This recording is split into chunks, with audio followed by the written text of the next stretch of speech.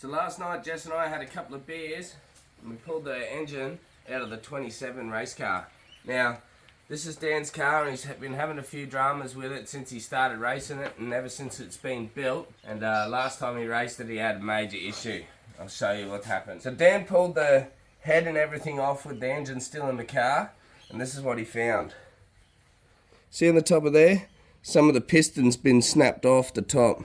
And that's the piston rings you can see from the top of the piston. So obviously something's gone wrong in this cylinder and it's caused this to happen. You guys might have your own idea. I'm thinking it might be maybe a bit of piston slap, but I've got to check that. Some other people have said it's ran too lean on the one cylinder. So we're a bit unsure, but it'd be interesting to hear your opinions of what you think might have caused it. Now, we've been to Bundaberg and we've got a replacement engine over there. So all the race bits off of this, like the heads and the camshaft and that, are all going to get shifted onto a new bottom end and we'll dump it back in the car. It's like brand new. Look at that. It's like brand new. That's what I wanted to check. No movement. Oh. I thought there might have been a bit of piston slap going on here. But there's not. Look at that.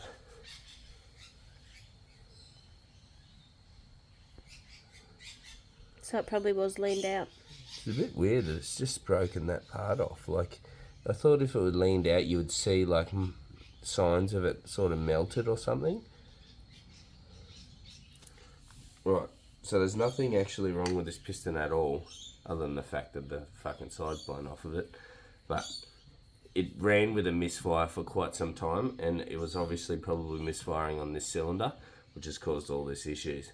Now we think the misfire might be caused by the wiring loom, so that's why I'm going to build a whole new wiring loom for it, because we fiddled with some wires at the racetrack there the night that this happened, and the misfire went away, but it might have been already too late.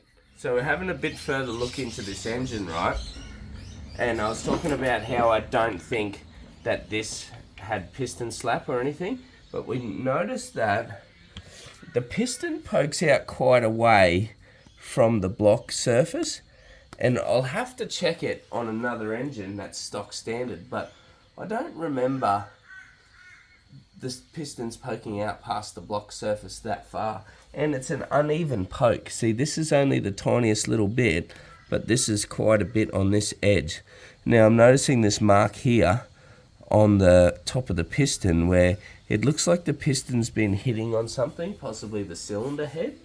Now, if that's happening on this one too, because it's got a mark there also, if it's coming up and it's coming up on a slight angle and this edge here is hitting, it might be slapping that side against the cylinder head, and that might have been what actually broke it.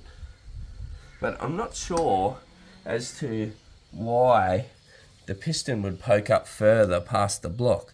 Maybe they've had to resurface the block facing at some point. So this hole here, it has been opened up and it has two little like drill marks on either side. Now this is within the rules. It says you're allowed to open your oil galleries up a little bit in your conrods and main caps. So it's pretty interesting to see that this has been done, and I haven't seen actually how to do it properly, so it's pretty interesting to see that, and maybe we'll attempt it on this one. Righto, so I've finished having a look around. I'm going to pull this timing cover off of here, and then I'll sit the motor back down and get the cylinder head off. And that's pretty much all the parts we need off of this car. Oh, we'll pull the cam out too, of course.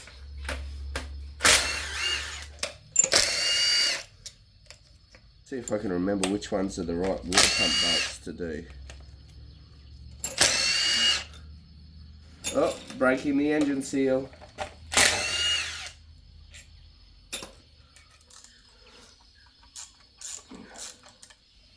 Lucky they weren't tight.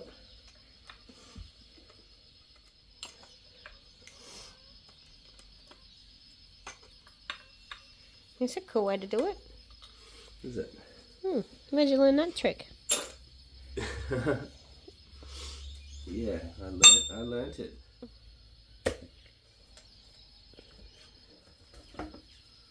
So I'm having a look at this. It's got a brand new timing gear set on it, but it's not an adjustable timing gear.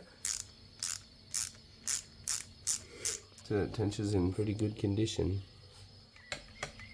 The timing chain won't be if you take it off like that. I'm being gentle.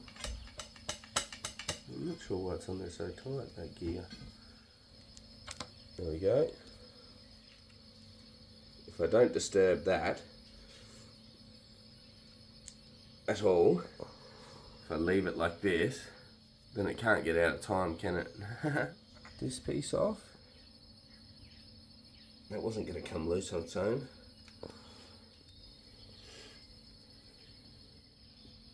There we go. Must have been done up to the perfect torque spec. Just exactly what I'm going to do when I put it back together.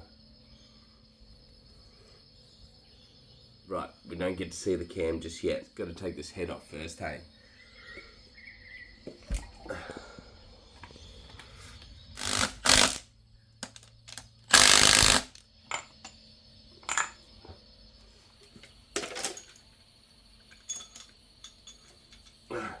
Oopsie. Tipped it all over myself. It's a bit gross. Whoa.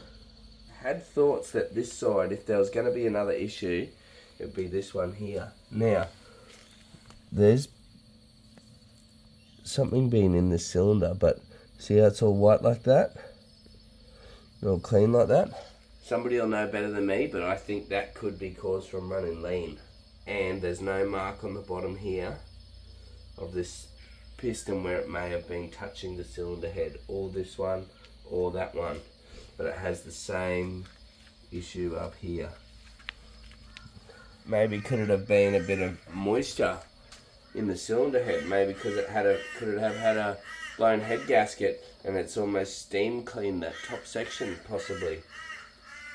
It's got marks all over that valve too. See all the valve's got all these marks on it. Righto, so the head's off. I've pulled all of the lifters out now, so it's time to pull the cam out. This is the interesting part because we actually don't know what cam's in this thing. Try not to let it slop around in there.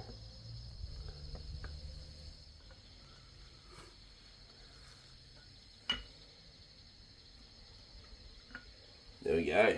Pretty wild looking little camshaft actually. Big lobes on it. Now this is all this information on the back of this cam is all the secrets to a street stock. By the looks of this, they just put a whole bunch of different information on there so nobody knows what it really is. Oh, there's all sorts of numbers written on it. I'd love to get a camshaft exactly like this so I can put it in Jess's race car. But I'm not going to go running numbers on it. I'm just going to slap it into the new motor and away it'll go. Right, so that's all the bits that we need out of this motor to go into that motor. So we pretty much can just move this out of the way. So I've gone ahead and stripped the new bottom end down. You know that whole motor I showed you before? Well, it's fully stripped down. I've spread it everywhere. I pulled the bearing cap off and I checked the condition of the bearings and they were pretty good. So I've just put that bearing cap back on there. I've torqued it back up the spec. Now, I've gone and stripped the heads off, everything. I just pulled the cam out and sat it in the other old motor. So now it's time to put the good cam in this bottom end. But I just wanted to check the condition of these cam bearings before we went ahead and did that.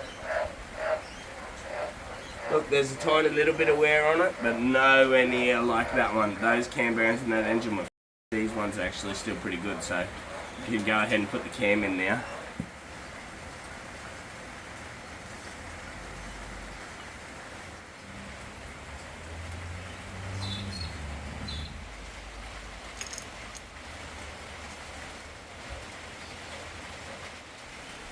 Alright, dots line up.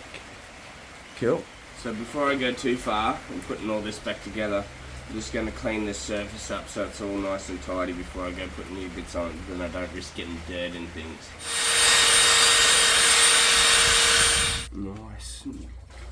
Nice. Now I haven't moved this, so it should just go straight on the way it goes. There.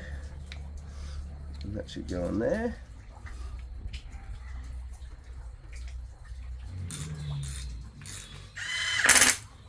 So I quickly had to pull it out because I forgot to put Loctite on it. But it's got Loctite on it now.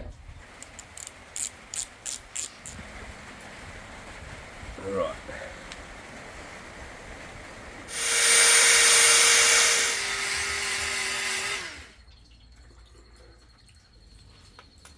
Just a little bolt.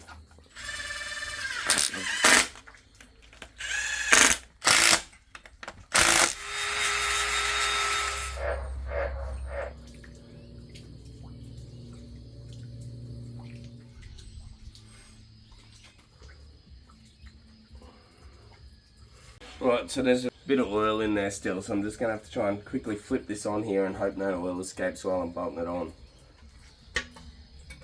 There we go. Would have been a great idea to get this tool to tighten these up before I did that. Alright, so it's time to put the lifters in now. We've got the timing cover and all that on. We're going to put the lifters in each side and clean up the head surfaces, and then I'll probably put the engine in without the heads on, so then we've got something to hold it there when we do the head bolts up.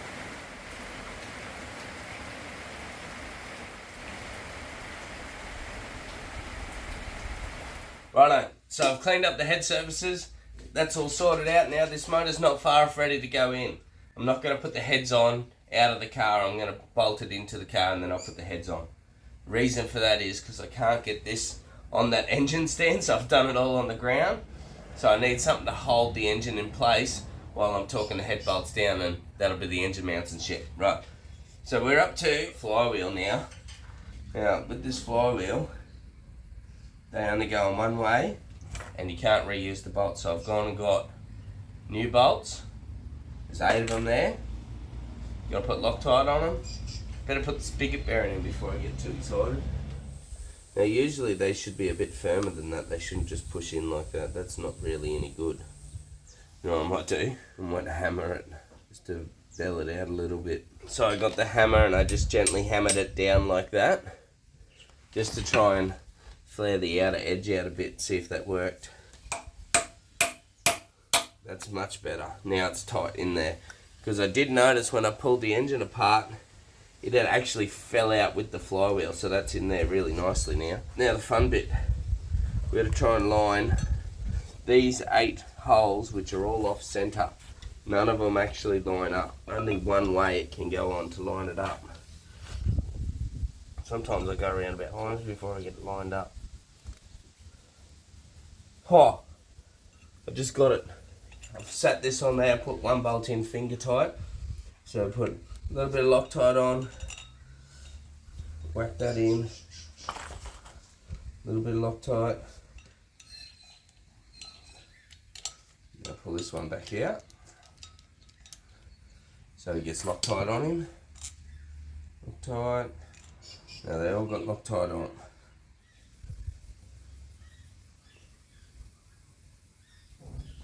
Oh, they've got him.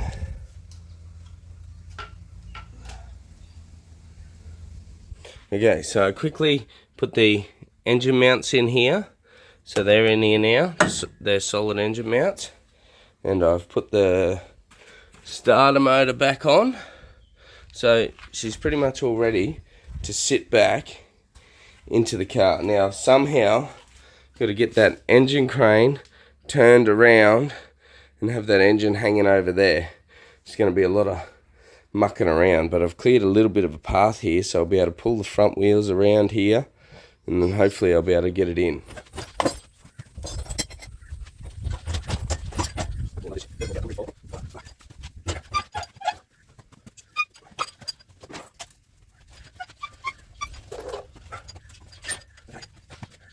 You might need to set it down, shorten the straps, and then go up.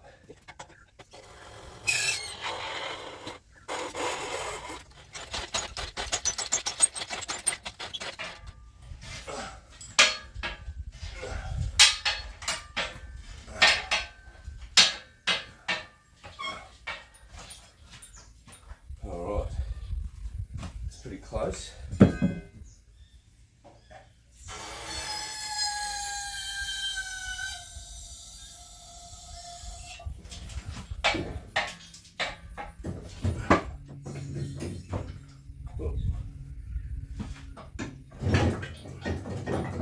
Alright, now we've got the fun part, aligning the gearbox and the engine together. Now this can take 5 seconds, it can take 5 hours. So I'm going to hope and pray that it's 5 seconds, but I'll catch up with you as soon as I've got those two together. Right, with this head bolts and the head gaskets comes a torque spec sheet. So we're going to torque these heads down real quick to the torque spec. So it's in 3 stages. So it says do them to 34 Newton meters, which I've got this set at 34 Newton meters. So we just do all of these to 34. Right. Now, if anyone was paying attention, that was the incorrect one to start on. They've actually got an order number here, so turn that upside down. Number 1 is down there. Oh, here, this one's number 1. So we'll start doing it in the order. That one, then that one, this one.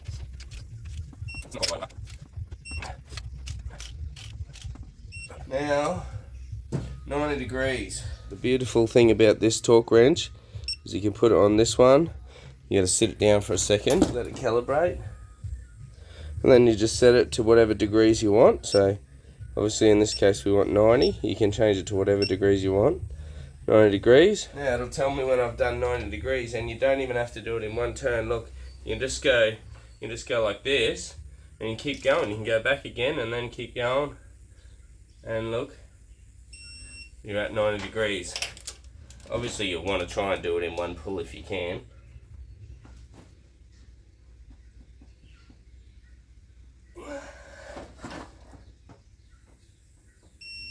So the head's all torqued on. I did my 90 degree turn, and then I turned it back to 90 Newton meters of torque, and I went back over them all, and they're all made 90 Newton meters now. So we're all good to go.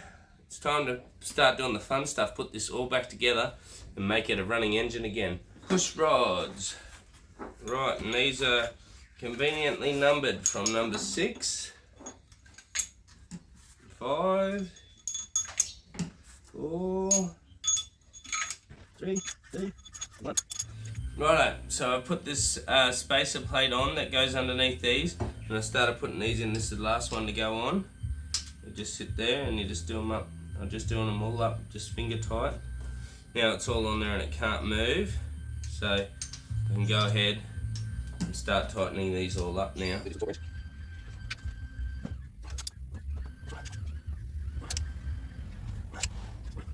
Now I'm going to turn the engine over and make sure all of this is all moving properly, and make sure the timing's correct and no valves hit or anything like that. Seems pretty good to me. Nice. Working good. Beautiful. Now I'll put it back to top dead center. Should be there. She's done.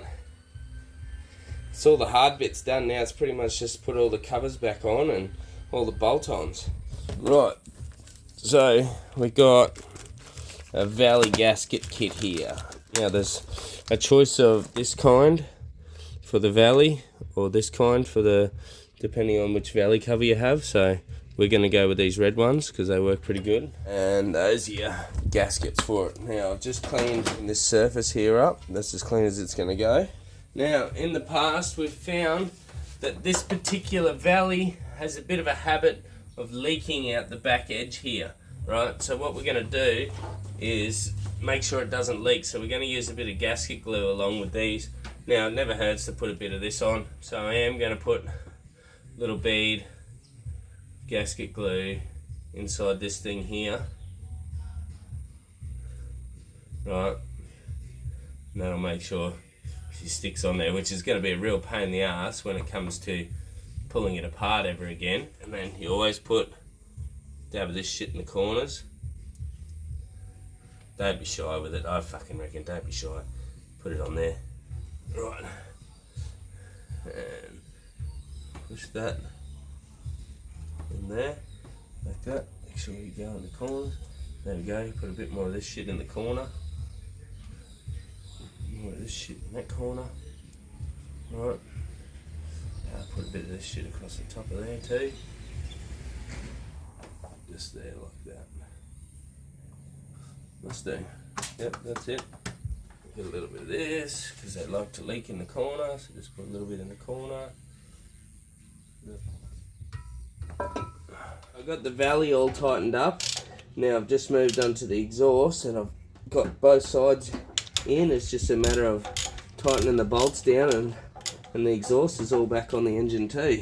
Next step, we'll probably put the rocket covers on, and then I'll put the plenum cover on there.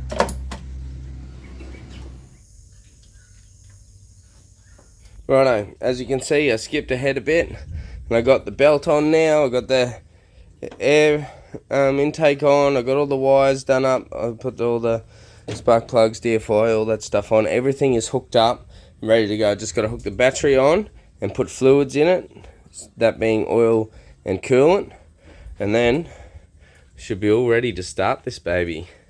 Righto, so I've got it all done and dusted. Everything here is ready to go. I've unplugged the crank angle sensor and the injectors, so I'm going to crank it over for a little while, just make sure I get a bit of oil pressure happening and stuff, and then we'll fire this thing up. I'll plug all that stuff back in and we'll fire it up. So it's a moment of truth, really. Now, I always talk about how I'm nervous before I start an engine that I've been building or pulled apart so far, but this one I'm actually feeling pretty confident about. Probably not worried at all, actually. I think it's just going to fire straight up, so we'll get straight into it, eh? Let's crank this thing over, see if we get some oil pressure happening.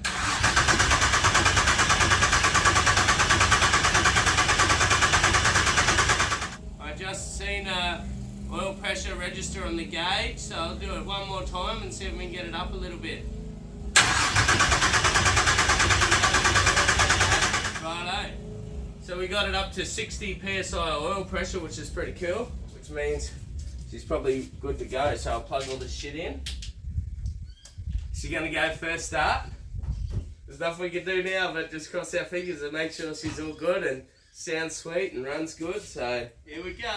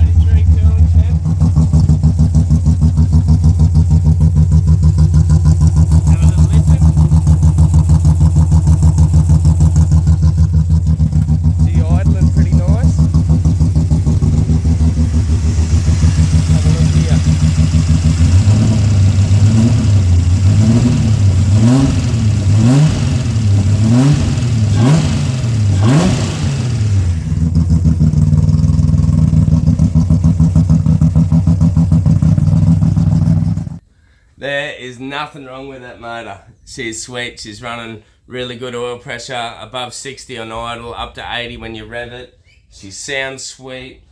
I ran it for quite some time just then, didn't get hot or nothing. It is wicked. I just love the way it revs. You breathe, you see me breathing on the accelerator and it just goes boom, just revs up. Well, I'm gonna ring Dan and tell him that there's nothing wrong with that engine. Oh, that is so cool.